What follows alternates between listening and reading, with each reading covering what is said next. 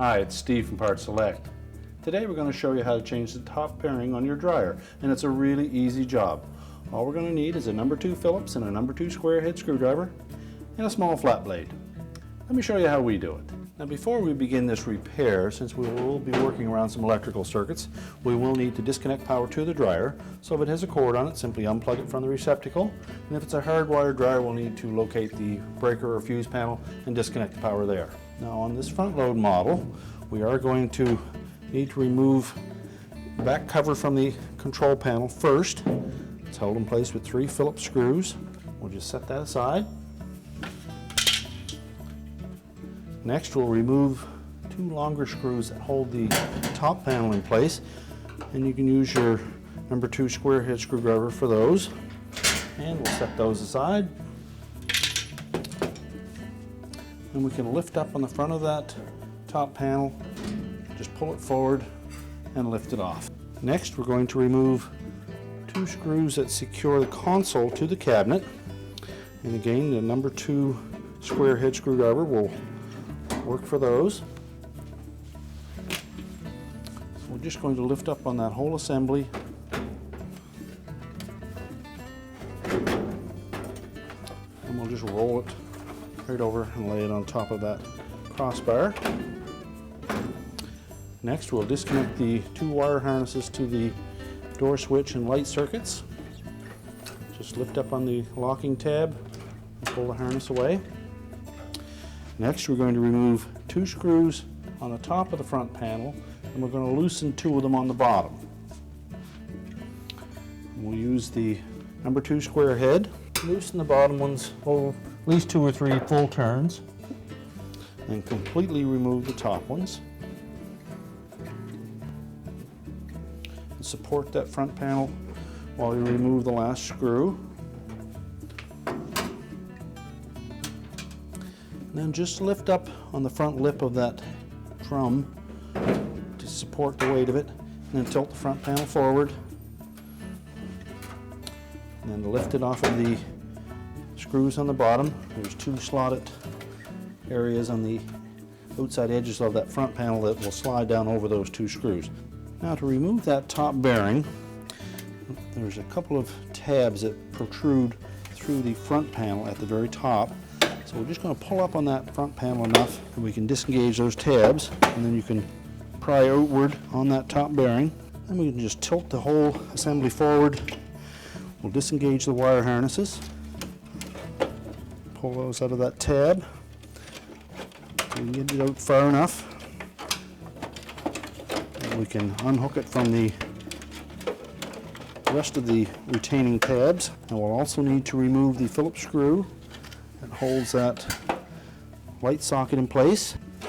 We'll just pull the light bulb and socket out of the opening, route the harness around, and disengage it from any tabs that are holding it in place. And we're just going to set this aside because we will need to remove these glides that are across the top of that and reuse those. And if they're worn badly, you should replace those at the same time. So we'll set that aside. We'll take our new top bearing. First, we'll put the light socket back into position and reattach it with the screw. Make sure it's secure. Next, we'll route that harness down in underneath the cover of the light switch and door switch. And we'll also reroute the rest of the harnesses through the tabs so they're secured in place. Next, we're going to line up the 2 ends into the bottom half. And we also need to make sure that that outer lip fits on the outside of that frame around the door. And once we have that lined up, then we can press the whole top into position while lifting up enough to engage those tabs at the very top.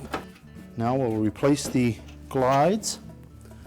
So to remove the old ones from the top bearing, we'll just start at one end, take a flat blade screwdriver, go into the slotted opening, lift up on the bearing, tilt it up and disengage the hole from the tab on the end, and then just transfer it to the new one. Start by hooking the tab end first and then pressing it into place. The two clear or white colored glides go on the outside, and the two darker ones fit across the top in the middle. Now we'll also verify that we have the two felt strips at either end of that top bearing and that they're in position. Make sure our tabs are locked in place. And now we're ready to reinstall the front panel. Now to reinstall the front panel, we're going to sit the front panel in position, lining up those two slots with the screws on the bottom, and tilt it into place, and then we'll lift up on that drum to allow it to go in fully. Then we'll line up the slots on the side with the openings in the cabinet, and then replace the two screws. Next, we'll tighten the two screws on the bottom. Next, we'll reconnect the wire harnesses. Make sure that the locking tabs engage, and then we can rotate that console. Then we're going to line up these tabs to catch over the edge of the top and the front panel. So viewing that from the back, we'll make sure that they slide down and engage those. And then we can reinstall the two screws to hold it in place.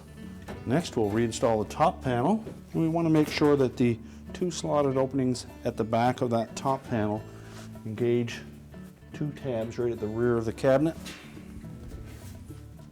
So just line those up, push them back into place,